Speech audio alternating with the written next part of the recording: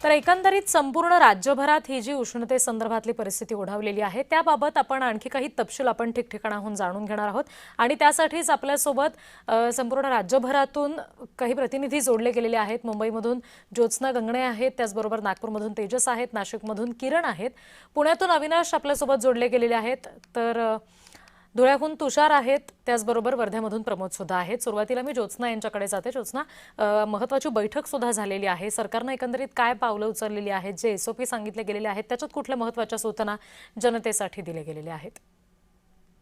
बरोबर आहे। येत्या 15 आणि 16 तारखेला जे आहे मुंबई आणि मुंबईच्या आसपास परिसरामध्ये जे आहे ते उष्णतेचे वारे सुद्धा वाहणार असल्याची बातमी म्हणजे एकूणच माहिती जी आहे ती हवामान खात्याने दिलेली आहे। मुंबईमध्ये सध्याचं जर तापमान बघायला गेलं तर दिवसाचं तापमान जे आहे ते 34 ते 35 डिग्री सेल्सिअस इतकं असतं। मात्र 15-16 तारखेला जे आहे उष्णतेचे वारे वाहणार आहे आणि त्यावेळेस मुंबईचं तापमान जे आहे ते 38 डिग्री सेल्सिअस पेक्षा पण जास्त होण्याची शक्यता हवामान खात्याने सांगितलेली आहे। त्या अनुषंगाने जे आहे तर राज्य सरकारने आणि खास करून मुंबई महानगरपालिकेने जे आहे ते अशी पावलं उचललेली आहेत जेणेकरून नागरिकांना काही सूचना सुद्धा केलेल्या आहेत, ज्याच्यामध्ये उन्हाचं जे आहे ते बाहेर पडणं, शक्यतो लहान मुलं असतील, वृद्ध असतील, तर उन्हाचं जर तुम्ही बाहेर पडत असाल तर लहान मुलं आणि वृद्ध लोक जे आहेत त्यांनी दुपारचं उन्हाचं बाहेर पडू नये। त्याचबरोबर जागोजागी जे आहे ते पाण्याची व्यवस्था, पिण्याच्या पाण्याची व्यवस्था जी आहे ती सुद्धा केलेली आहे। रिद्धी, एक महत्त्वाचं म्हणजे आपण बघतोय की आसपास माणसांच्या पाण्या म्हणजे त्यांना आपल्याला पाणी सहजपणे एखाद्या वेळेस मिळू शकतो किंवा आपण विकत घेऊ शकतो, मात्र जनावरांच्या म्हणजे पक्षी असतील, प्राणी असतील यांच्या पाण्याची सुद्धा सोय जी आहे ती मुंबई महानगरपालिकेकडनं करण्यात येणार आहे।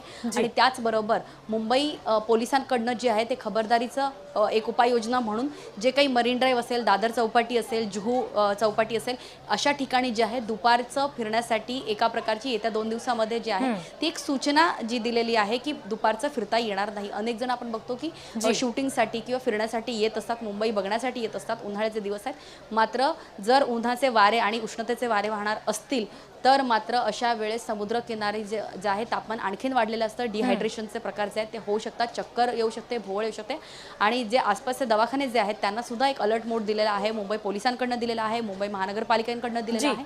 आणि त्याचबरोबर ज्या मुंबईच्या रस्त्यांवरती किंवा मुंबईच्या ज्या डिवायडरवरती जी झाडं आहेत त्याला सुद्धा सतत पाणी जे आहेत ते मुंबई महानगरपालिकेकडनं जे आहे ते पाणी देण्यात येणार आहे, जेणेकरून आसपासचा परिसर जो आहे खास करून मुंबईच्या समुद्र किनाऱ्यावरचा जिथे चौपाटी वगैरे असतात त्या ठिकाणचा आणि डिवायडरच्या ठिकाणी जे रस्ते तापलेले असतात त्या ठिकाणी सुद्धा पाण्याचा सातत्याने मारा केला जाणार आहे, जेणेकरून येणाऱ्या 48 तासामध्ये मुंबईकरांना, जे नोकरदार मुंबईकर असतात, जे घराच्या बाहेर पडतात, जे ज्यांचा ऑनफिल्ड जॉब असतो, अशा मुंबईकरांसाठी जे आहे ते राज्य सरकारने पावलं उचललीच आहेत। पण त्याचबरोबर मुंबई महानगरपालिकेला सुद्धा जे आहे राज्य सरकारने सूचना दिलेल्या आहेत आणि मुंबई पोलीस सुद्धा या 15 आणि 16 तारखेला जे आहे ते अलर्ट असणार आहे आणि आसपास गर्दी करणाऱ्यांवरती सुद्धा जे आहे ते पोलीस लक्ष ठेवतील। खास करून चौपाटी परिसरामध्ये जर गर्दी करण्याचे जे आहे ते टाळण्याचं आवाहन सुद्धा मुंबई महानगरपालिकेकडनं करण्यात आलेलं आहे। अगदी ज्योत्स्ना, तुम्ही आमच्याशी अशाच जोडलेल्या राहा। नागपूरमध्ये नेमकी काय परिस्थिती आहे जाणून घेऊयात। प्रतिनिधी तेजस मोहतुरे आपल्याशी जोडले गेलेत। तेजस, तिथे किती तापमान नोंदवलं गेलेलं आहे आणि स्थानिक प्रशासनाकडून नागरिकांना आता काय आवाहन या सगळ्या पार्श्वभूमीवर केलं गेलंय? विदर्भात जे आहे ते संपूर्ण जिल्ह्यात जे आहे ते 40 अंशाचा पार जे संपूर्ण तापमान जे आहे ते गेले आहे। आजच्या तापमानाचा जर विचार जर केले असेल तर 41.8 इतका तापमान आहे आणि सर्वाधिक जास्त जे तापमान जे राज्यात जे तपत आहे ते अकोलामध्ये जर बघितलं असेल तर 43 इतकं जे आहे ते तापमान जे आहे त्या ठिकाणी आहे। त्यामुळे जे आहे ते तापमान जे आहे त्या ठिकाणी आहे, त्यामुळे जे आहे ते खबरदारीचा इशारा म्हणून जे आहे ते महानगरपालिका जे आहे ते सज्ज झालेली आहे। ठिकठिकाणी जे आहे ते नागरिकांसाठी जे आहे ते पाण्याची व्यवस्था सुद्धा त्या महानगरपालिका प्रशासनाकडून करण्यात आलेली आहे। ज्या ठिकाणी जे आहेत नागरिक थांबतात अशा ठिकाणी जे आहे ते ग्रीन नेट जे आहे ते महानगरपालिकाकडनं जे आहे ते लावण्यात येणार अशा प्रकारची माहिती सुद्धा पुढे आली आहे आणि या संदर्भात जे आहे ते बैठक सुद्धा जे आहे ते महापौरांनी यांनी घेतलेली आहे। त्यामुळे एकूणच जर विचार केला गेला असेल तर तापमान जे आहे ते दिवसेंदिवस वाढत आहे। मी ज्या रस्त्यावर उभा आहे त्या रस्त्यावर दुपारच्या वेळेस जर बघितलं असेल तर संपूर्ण शुकशुकाट जे आहे ते पाहायला मिळत असते। आता संध्याकाळची वेळ आहे आणि त्यामुळे जे आहे एकूणच जे आहे ते नागपूरकर जे आहे ते घराच्या बाहेर एका अर्थानं निघत आहे। आज भीम जयंती भीमजयंती होती आणि भीमजयंतीनिमित्त जर बघितलं असेल तर दीक्षाभूमीवर परिसरात सुद्धा जे आहे ती काहीशी परिस्थिती जी आहे ते उष्णतेमुळे जाणवू लागली आहे,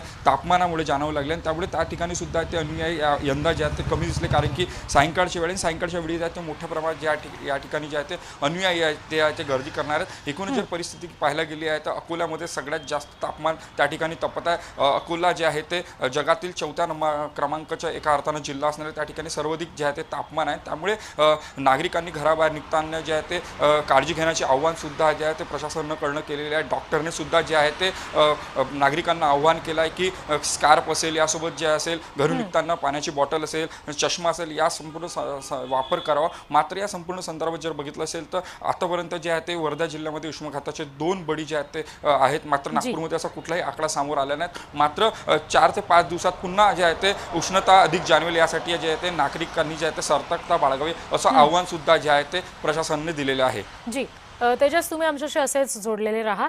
नाशिकमधून आपल्यासोबत किरण गोटूर जोडले गेलेले आहेत. किरण, नाशिकमध्ये काय परिस्थिती आहे, तापमान कितपत वर गेलेलं आहे आणि या संदर्भात आता नागरिकांना काय सूचना दिल्या गेल्यात?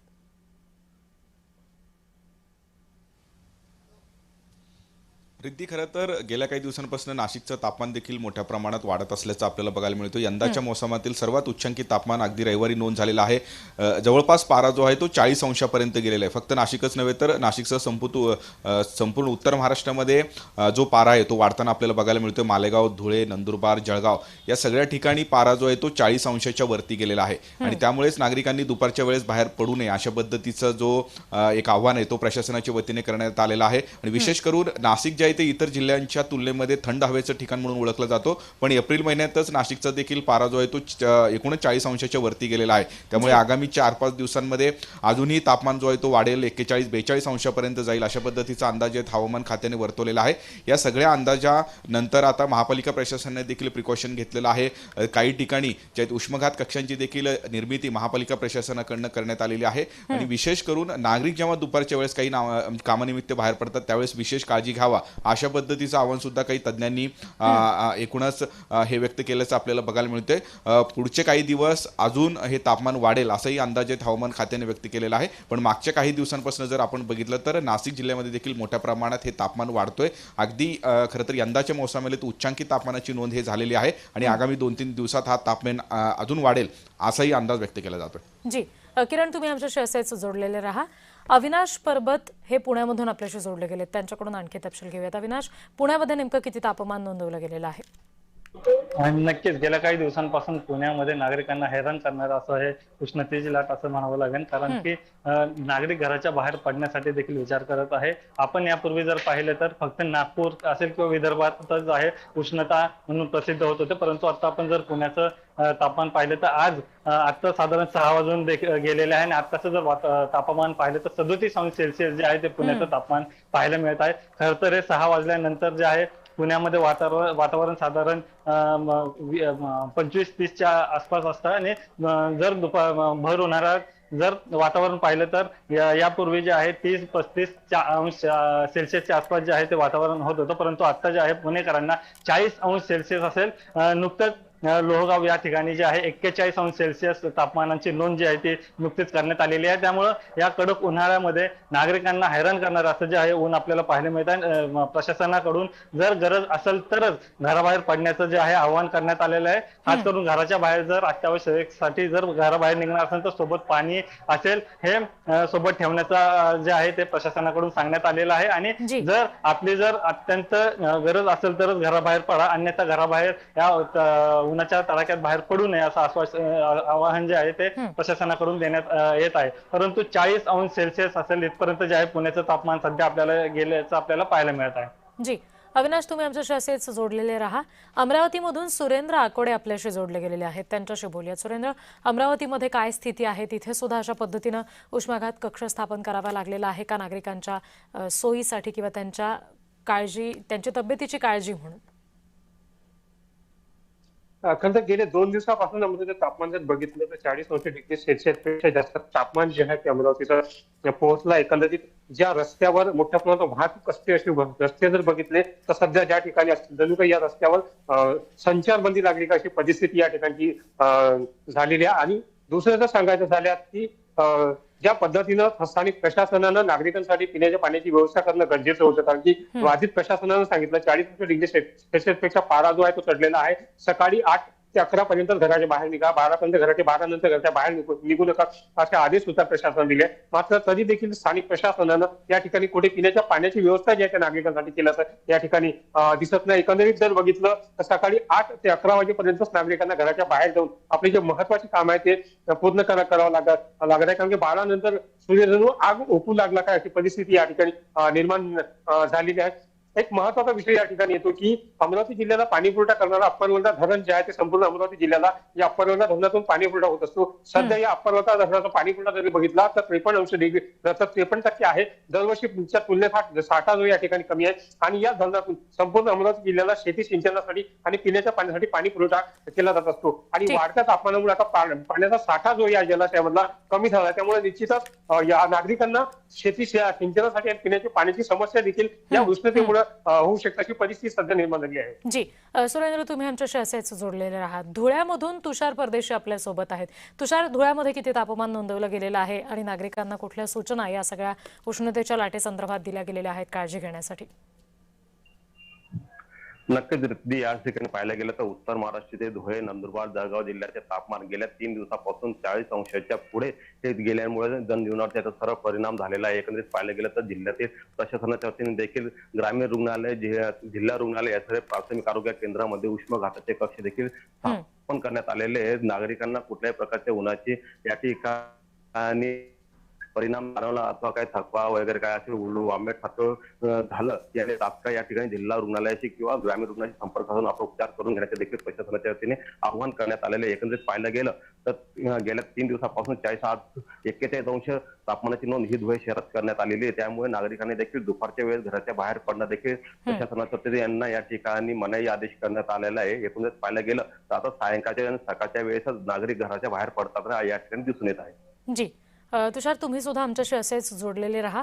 प्रमोद पानबुडे आपल्यासोबत जोडले गेलेले आहेत वर्ध्यामधून तर थेट या उन्हामुळे दोघांना आपला जीव गमवावा लागलेला आहे असं सुद्धा समजतंय. प्रमोद, या संदर्भाने काय तपशील आहेत आणि आता प्रशासनाने याबाबत काय पाऊल उचलले? किती तापमान वर्ध्यामध्ये नोंदवलं गेलंय? नक्कीच रिद्धी, आज वर्ध्याचं तापमान जे आहे ते 43.5°C आहे आणि तब्बल 2 दिवसापासून सारखंच तापमान वर्ध्यामध्ये आहे. यामुळेच काल 2 नागरिकांची मृत्यू झाला या तापमानामुळे, परंतु त्यांना पाणी न मिळाल्यामुळे मृत्यू झाला. शहरामध्ये कुठेही प्रशासनाने पाण्याचे प्याऊट किंवा इतर व्यवस्था केलेल्या नाही आहे. त्यामुळे त्या नागरिकांना पाणी न मिळाल्यामुळे त्यांचा मृत्यू झाल्याचे सामान्य रुग्णांचे डॉक्टरांनी सांगितले. एकंदरीत वर्ध्याचं तापमान वाढत आहे, परंतु प्रशासनाकडे पाण्याची व्यवस्था करण्याची सोय झालेली नाही आहे. एकीकडे डॉक्टरांनी नागरिकांना आवाहन केलं आहे की घराबाहेर पडताना पाण्याची बॉटल सोबत न्या किंवा चष्मा असेल, स्कार्फ असेल, या संपूर्ण बाबी आपल्या सोबत न्या. जर छोटे मुलं खेळायला गेलं तर त्यांच्या सोबत सुद्धा पाण्याची बॉटल द्या, कारण खेळताना तहान लागते आणि त्यामुळे त्यांना पाण्याची आवश्यकता पडते. अशा खबरदारीच्या सूचना जरी दिल्या असल्या तरी पण प्रशासनाने वर्धा शहरामध्ये वाढत्या तापमानामध्ये कुठेही पाण्याची व्यवस्था केली गेलेली नाहीये. येणाऱ्या 18 तारखेला वर्धा जिल्हा हवामान विभागाने येलो अलर्ट केलेला आहे. त्यामुळे परत वर्धा जिल्ह्यामध्ये तापमान वाढण्याची शक्यता आहे. एकंदरीत संपूर्ण जिल्ह्याचं तापमान मोठ्या प्रमाणात वाढत आहे. खबरदारी नागरिक जरी घेत असले तरी पण प्रशासनाकडनं पाहिजे तशी खबरदारी घेतल्या गेलेली नाहीये. जी जी सगळ्याच प्रतिनिधींना धन्यवाद. ठिकठिकाणची तापमानाची परिस्थिती तुम्ही आमच्यापर्यंत पोहोचवलीत यासाठी.